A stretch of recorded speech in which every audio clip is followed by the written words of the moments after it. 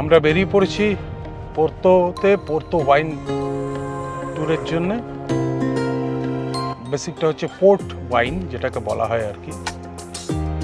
বাঁদিকে দেখতে পাচ্ছেন একটা বিশাল বড় বিল্ডিং, অনেক পুরনো বিল্ডিং। এই বিল্ডিংটা এখন হয়েছে হোটেল, আগে ছিল একটি bank. Montepio Geral is the name of the bank. Main of the bank is Montepio. Montepio Geral. Okay. আর একটা খুব বিখ্যাত জায়গা আছে, আমাদের ড্রাইভার সাহেব বলছিলেন, প্যালাসিও দি বোসা। ওটাও দেখার চেষ্টা করবো। অ্যাকচুয়ালি আমাদের হাতে সময়টা বড্ড কম। এই যে এইটা হচ্ছে উনি যেটা বলছেন প্যালাসিও দি বোসা, এইটা দেখি চেষ্টা তো করবো দেখার জন্য। Fantastic place, definitely we will try our best to see that. আপাতত আপনাদেরকে রাস্তাটাই দেখাই, পরিষ্কার পরিচ্ছন্ন ছিমছাম রাস্তাঘাট। and beside this is a plaza, this Yes, one this is the principal plaza of the city. plaza of the city. এই ডান দিকের building, এটা হচ্ছে ব্যাংক অফ পর্তুগাল। সামনের এই বিশাল বিল্ডিংটা, এটা হচ্ছে ইন্টারকন্টিনেন্টাল হোটেল, একটা হেরিটেজ হোটেল এখানকার। উপায় নেই, আমাকে গাড়িতে বসেই দেখাতে হচ্ছে, কারণ আমাদের হাতে বারবার বলছি সময় খুব শর্ট। ওয়াইন কোম্পানির মধ্যে ঢুকেছি আমরা ভেতরে। আমাদের 4:15 ট্যুরটা ছিল। আমরা একটু রিকোয়েস্ট করলাম যদি একটু প্রিপন করা যায়, তো ওনারা মনে হয় রাজি হয়েছেন, আমাদেরকে বসতে বলেছেন ভেতরে। আমরা ভেতরে বসে, এটা হচ্ছে এদের অফিস, আমরা ওয়েট করছি। এই হচ্ছে ওয়াইন স্টোর। গুড লাক, আমরা আগের শোটা পেয়ে গেলাম। এনাদের আগের শোতে কিছুটা ভ্যাকান্সি ছিল। আমাদের 4:15, এটা শুরু হবে 3:45-এ। আমরা এই শোটা পেয়ে গেছি, ওয়েল লাকি এনাফ। তাহলে আমরা ক্রুজের জন্য একটু আগে যেতে পারবো, মাঝখানে হাতে 1 ঘন্টা খানেক সময় পাবো।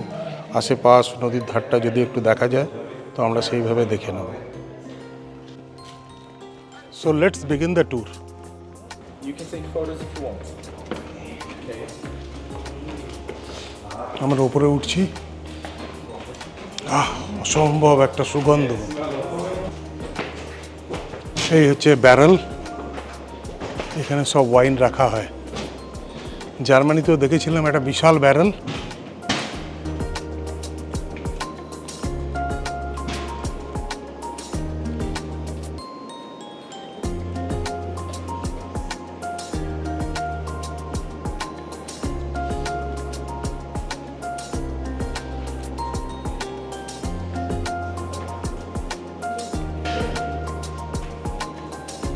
He is our guide. Your good name? Hello. Your good name? José. José Henrique. Jose. José Henrique. Okay. Welcome to Howard Cellars. Okay, our company, Real Companhia Velha, was founded in 1756, okay, by the King of Portugal, José I, and the Prime Minister at the time, the Marquis of Pombal. And those two demark this region, the Douro region in the northeast of Portugal. We are here in the northwest, okay? This region is the only region in the world that you can produce the port wine, okay, like Champagne in France, for example. It's a region that is really dry, it's really hot in summer, can reach 48 degrees, and really cold in winter with negative temperatures, okay? And this difference is good for the grape because the grape will accumulate more sugar inside, okay? That's why the port wine is so sweet, okay? You can see in this picture that this region is divided by sucalpes, okay? It's like terraces, and these sucalpes can have 8 meters of height. So it's really dangerous to use machinery. So we make the biggest part of the harvest in 44,000 hectares by hand, okay? The harvest is made in August, September, okay, with temperatures like 35, 40 degrees, okay? So it's a really hard work. After the harvest, we go to Lagage. Lagage, it's a place that we smash the grapes with our feet, okay? Nowadays, we still use this traditional way, okay, but only for the best ports, okay, like a vintage port, a late bottle vintage, but we also have to use machinery because we have a production between 8 to 9 millions of liters per year, okay, so we cannot smash out the grapes with our feet. 8 to 9 million liters. 8 and 9 millions.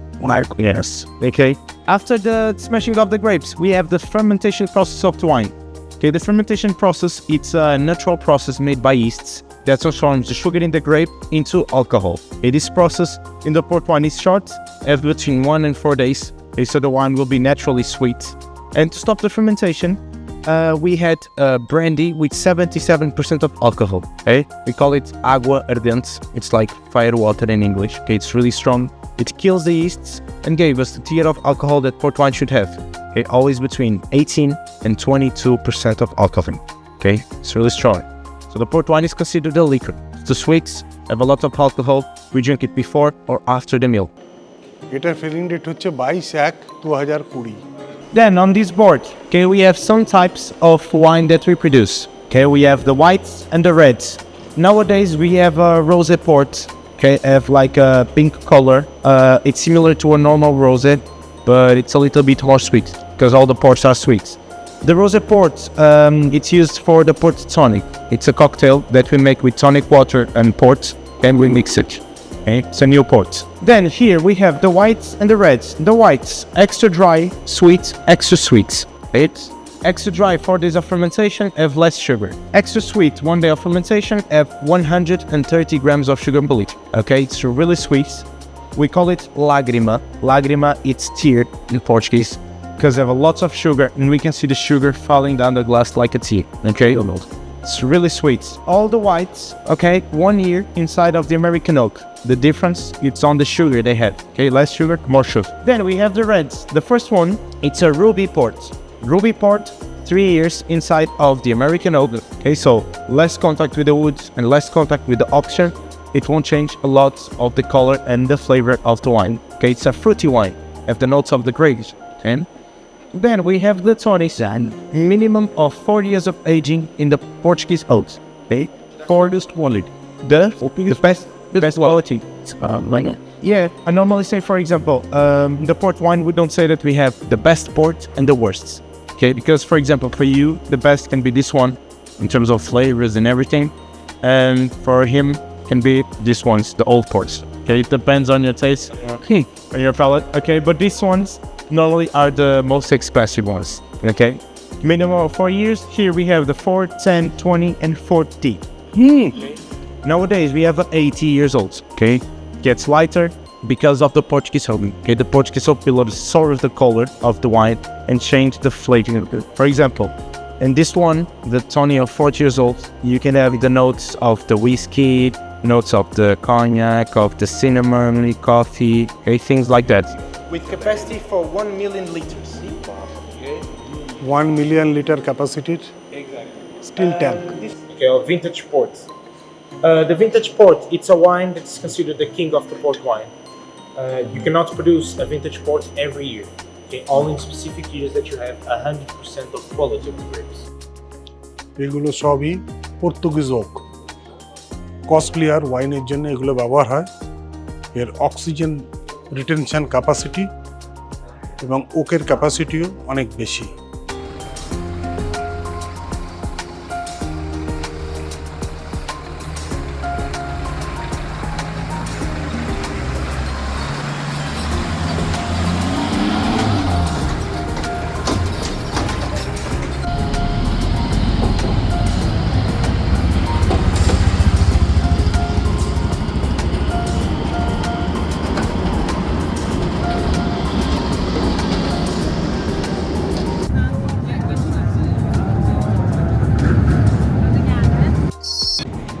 এখানকার metro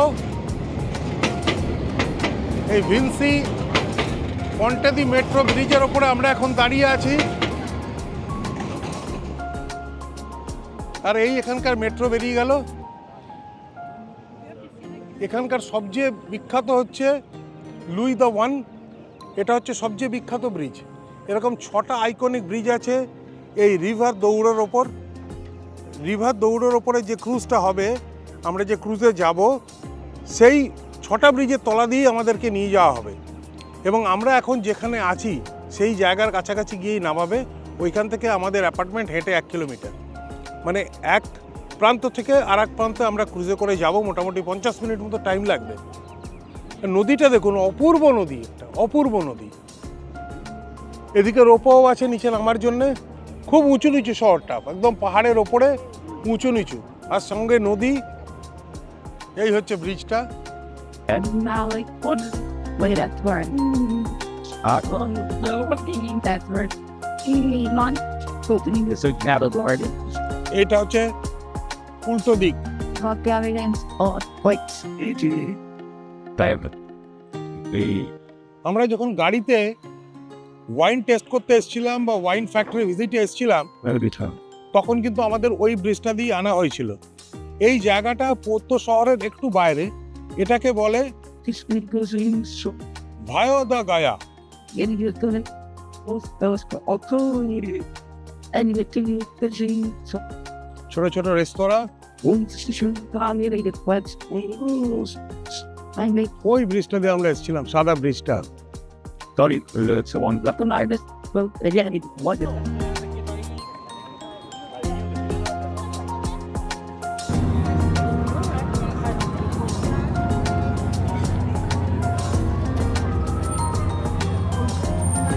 আমরা এখন ক্রুজের দিকে এগুচ্ছি।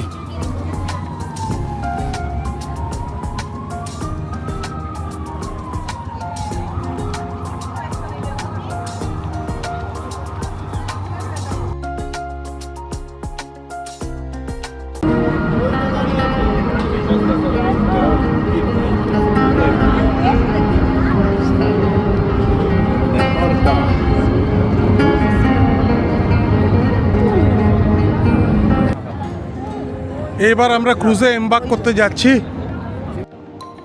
এমবার্কমেন্টের পর আমাদের cruise নিয়ে ঘোরাবে এই 6টা ব্রিজের তলা দিয়ে, সেটাই আমরা দেখাবো। এই যে লাইনে আমরা দাঁড়িয়ে আছি, ক্রুজটা ওই দিকে। চলো, টিকিট চেকিং শেষ, আমাদের গন্তব্যে এবার জলযান।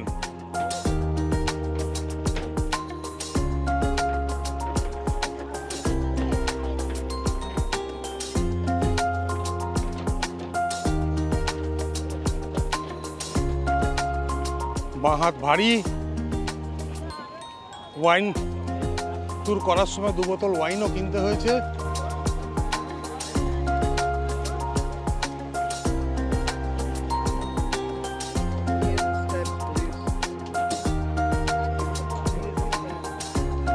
এই তো এদিকে সিট আছে, চলে এসো, প্রচুর সিট আছে।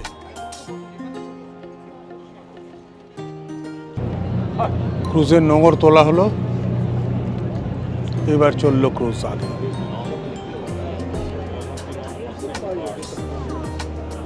এখন জাস্ট 6টা বেজে 2 মিনিট।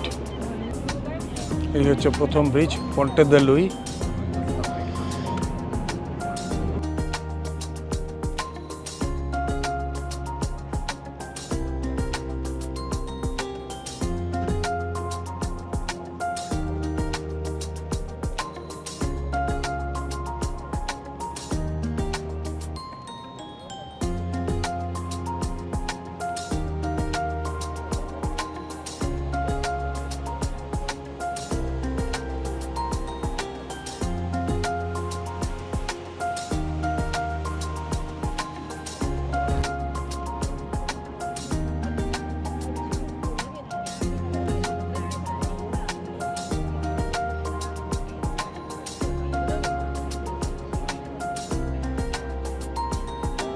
এদের ল্যাঙ্গুয়েজ কিছুই বুঝতে পারছি না।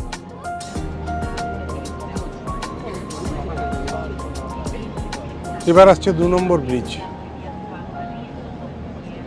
তার মাঝে মাঝে মডার্ন ব্রিজগুলো রয়েছে।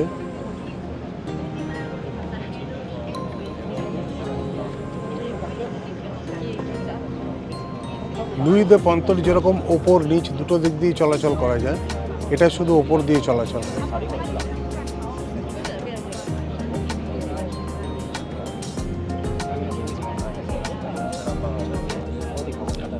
খুব পরিষ্কার জল, জল কেটে যখন যাচ্ছে না ক্রুজটা, অসাধারণ লাগছে।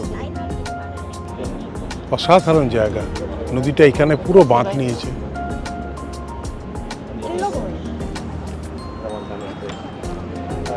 পুরো বাঁক নিয়েছে নদীটা।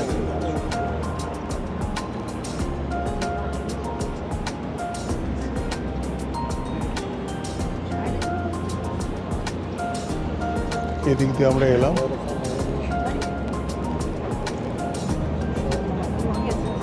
আবার ঘুরে যাচ্ছে আমাদেরটা। আরও 4খানা ব্রিজ বাকি আছে, সেই 4খানা ব্রিজ এরপর আমাদেরকে দেখানো হবে।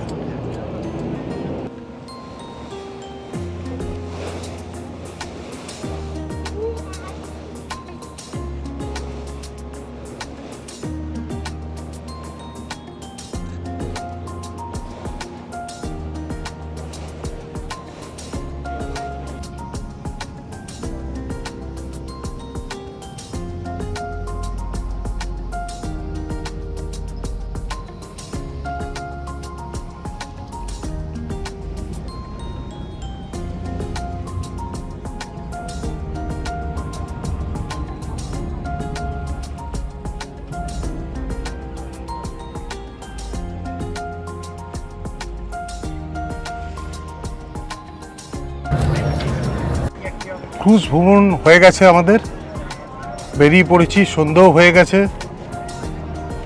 আশেপাশের রূপটা শুধু দেখুন।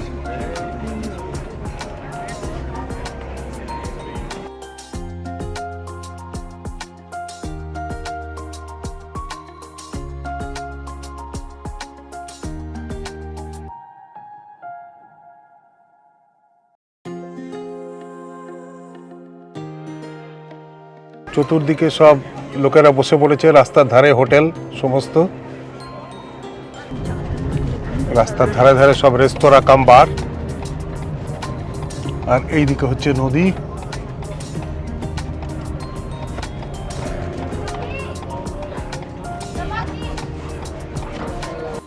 এই যে রুমে ঢুকলাম, রুমে ঢুকে একটা রুম ট্যুর দিয়ে দিই। সকাল থেকে একটু নোংরা হয়ে আছে, আমরা এসে খাওয়া দাওয়াও করেছি। ঢুকেই ডানাতে ফ্রিজ, তারপরেই হচ্ছে এখানে কুকিংয়ের জায়গা। এটা হচ্ছে ডাইনিং কাম লিভিং। এই জানলাগুলো খুললে বাইরের হাওয়া আসে ভালো। এই হচ্ছে একটা বারান্দা মতো, টুয়ার্ডস লেফট। এটা হচ্ছে ওয়াশরুম। ওয়াশরুমের উল্টো দিকে একটা রুম। এখানে এখানে আমাদের বাচ্চারা শুচ্ছে, দুজন যে আছে। আর এটা হচ্ছে আরেকটা ওয়াশরুম, সেকেন্ড ওয়াশরুম এটা। এখানে আরেকটা বেডরুম। এখানে পরপর 3খানা বেডরুম আছে। এটা একটা বেডরুম, এটা আরেকটা বেডরুম, এটা আরেকটা বেডরুম। আজকের মতো আমাদের পড়তো শেষ। পড়তে দুটো জিনিসই করতে পারলাম, আর সময় হলো না। এখনই বেজে গেছে প্রায় রাত্রির 8টা। আবার কালকে সকালে আমাদের যেতে হবে মাদ্রিদ। মাদ্রিদে একটা কথা এখন থেকেই বলে রাখি, যেটা সেভিয়ায় দেখিয়েছিলাম যে বুল ফাইট দেখার আমাদের খুব ইচ্ছে, খুব ফাইনাল স্টেজে আছে। মাদ্রিদের আমরা টিকিট পেলেও পেয়ে যেতে পারি, কিন্তু বুল ফাইট দেখা যাক, যদি হয় নিশ্চয়ই জানাবো। আজকের মতো শেষ করি, এরপরে রাত্রে রান্নাবান্না চাপবে। আজকে ভাত আর ডিমের ঝোল, ব্যাস, হতেই ইতি। আমরা এখন পোর্তো বাস স্ট্যান্ডে। আজকে সকালটা যেভাবে কাটলো ভাবতেই পারিনি যে বাস ধরতে পারবো বলে। প্রচণ্ড হুড়োহুড়ি। সকালে গুড মর্নিংও আপনাদেরকে করতে পারিনি। আমাদের 2 বুড়ো আছে, একজনের 20, একজনের 18। তাদের জন্যই সকাল থেকে তাদের বাথরুমের ঠেলায় আমাদের দেরি। এবং দেরি বেরিয়ে সবচেয়ে বড় ব্যাপার হচ্ছে উবের, বোল্ট যাই কন্ট্যাক্ট করছি দেখাচ্ছে driver will pick you up, তারপরেই হয়ে যাচ্ছে ক্যান্সেল অটোমেটিক্যালি। এবং এরা আগে থেকেই টাকা কেটে নেয়, সেই টাকা পরে আবার ব্যাকও করে। কিন্তু এই যে কী ঝামেলার ব্যাপার, এই যে দৌড়োদৌড়ি করে, আর হাতে এখন আছে মাত্র 5 মিনিট। আমরা জাস্ট ঢুকতে যাচ্ছি।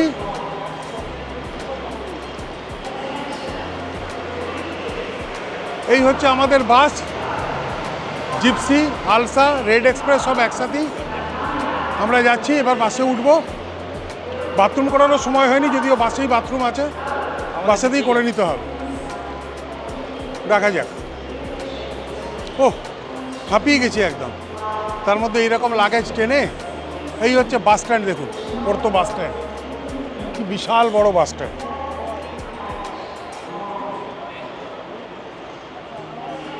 এই হচ্ছে বাসের ভেতরটা। এটা দোতলা বাস, ওপরেও আছে, আমাদের নিচে রয়েছে। একটা জায়গায় বাসটা থেমেছে, একটা স্টপেজে, নাম জানি না কি। ঘন্টাখানেক করে ঘুমিয়েও নিলাম, 2 ঘন্টা হয়ে গেছে। একটা ছোট্ট স্টপেজ দিয়েছে এখানে। আমাদের বাস স্পেনের সালামাঙ্কা প্রভিন্সে ঢুকে গেছে। ঢোকার সাথে সাথে একটা ছোট্ট স্টপ দিল। স্টপ দেওয়ার পরই আমাদের নিয়ে এসছে এখানে দুপুরে লাঞ্চ করাতে। এখানে 30 মিনিটসের ব্রেক আছে। আজকে আমরা নিয়েছি এখানে সব লোকাল খাবার। এটা কি বিট্টু? পর্ক ফ্রাইড রাইস, এদিকে কমপ্লিমেন্টারি ব্রেড, সঙ্গে কফি, চিকেন নাগেটস আর পটাটো ফ্রাই, এদের ভাষায় পটাটাস ফ্রিটাস। এই হচ্ছে মোটামুটি আমাদের খাবার, দুপুরে লাঞ্চ। এই দিক কাজ চালাতে হবে, আবার রাত্রে গিয়ে দেখা যাবে কি রান্না বান্না করে কি খাওয়া যায়। আপাতত এই পর্যন্তই।